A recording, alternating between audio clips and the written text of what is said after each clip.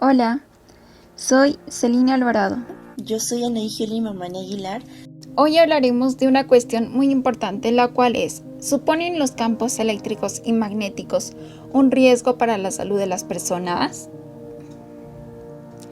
En esta presentación se va a detallar los estudios científicos para establecer si los campos eléctricos y magnéticos pueden representar un peligro para la salud, donde nos vamos a referir a los mecanismos investigados respecto a los estudios de laboratorios realizados por expertos en este ámbito, donde nuestro objetivo va a ser explicar si los campos eléctricos y magnéticos son o no un riesgo para la salud de las personas.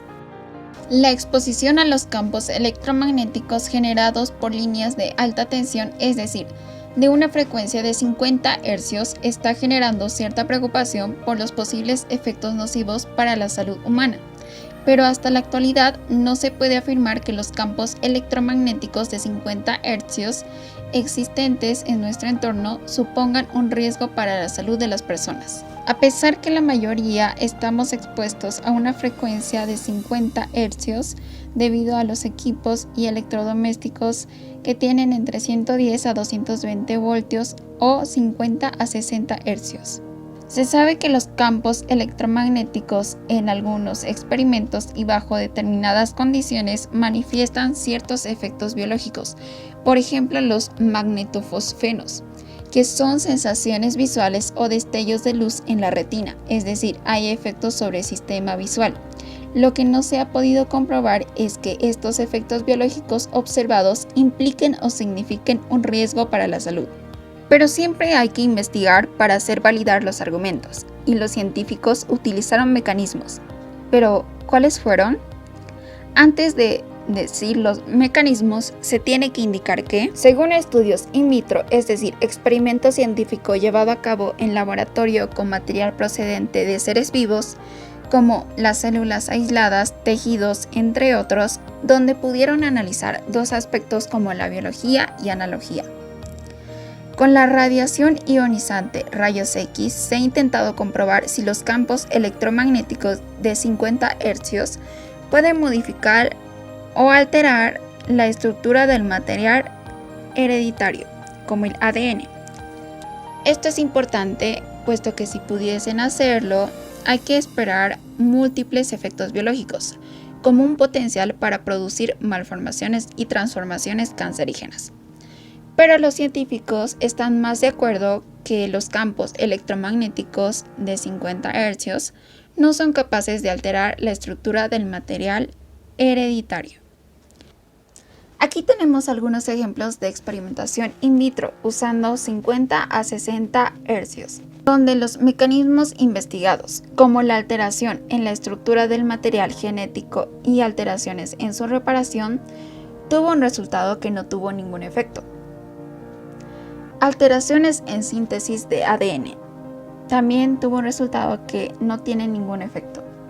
Alteraciones en la expresión de algunos genes relacionados con el cáncer.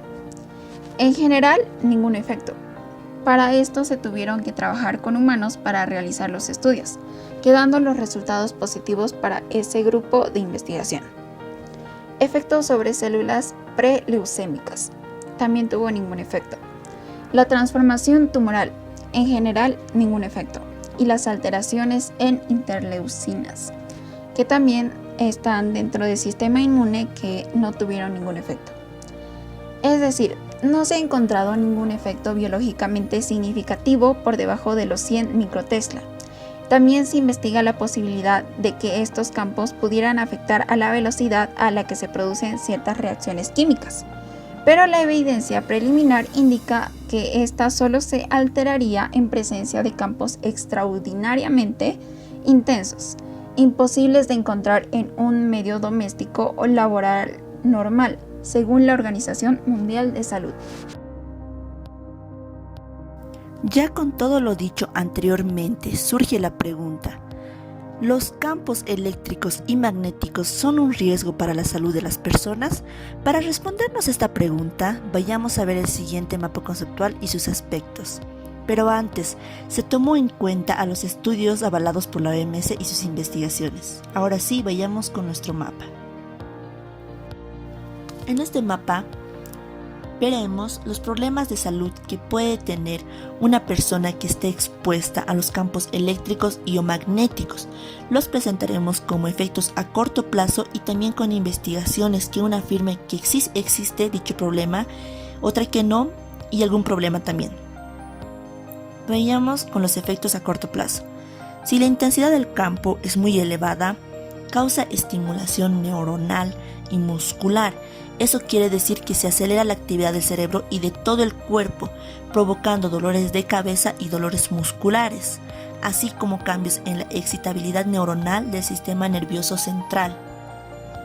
Estos efectos a corto plazo sí están avalados y comprobados por la OMS.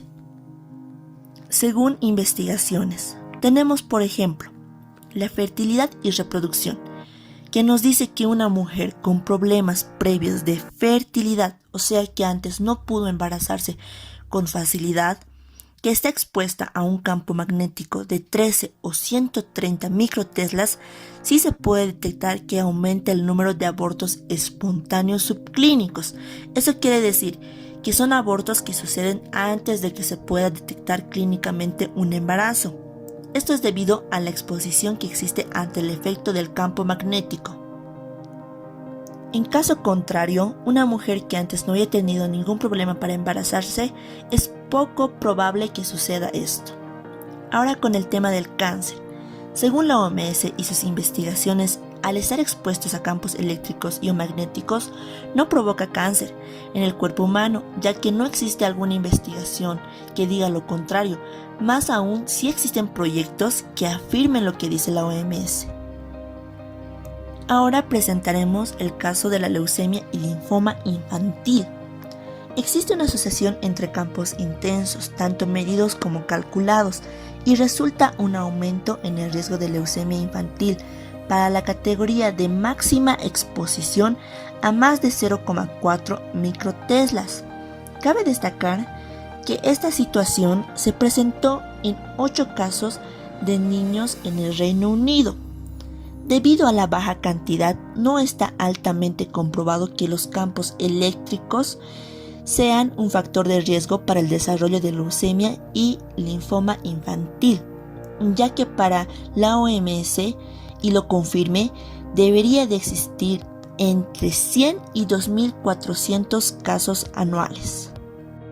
Efectivamente, como se explicó, sí hay efectos a corto plazo como los dolores de cabeza y musculares por estar en campos eléctricos y magnéticos. Y número 2, donde también hay efectos en las mujeres con dificultades de embarazo, causando el aborto en ellas. Entonces se puede decir que los campos eléctricos y magnéticos sí son altamente riesgosos para ellas.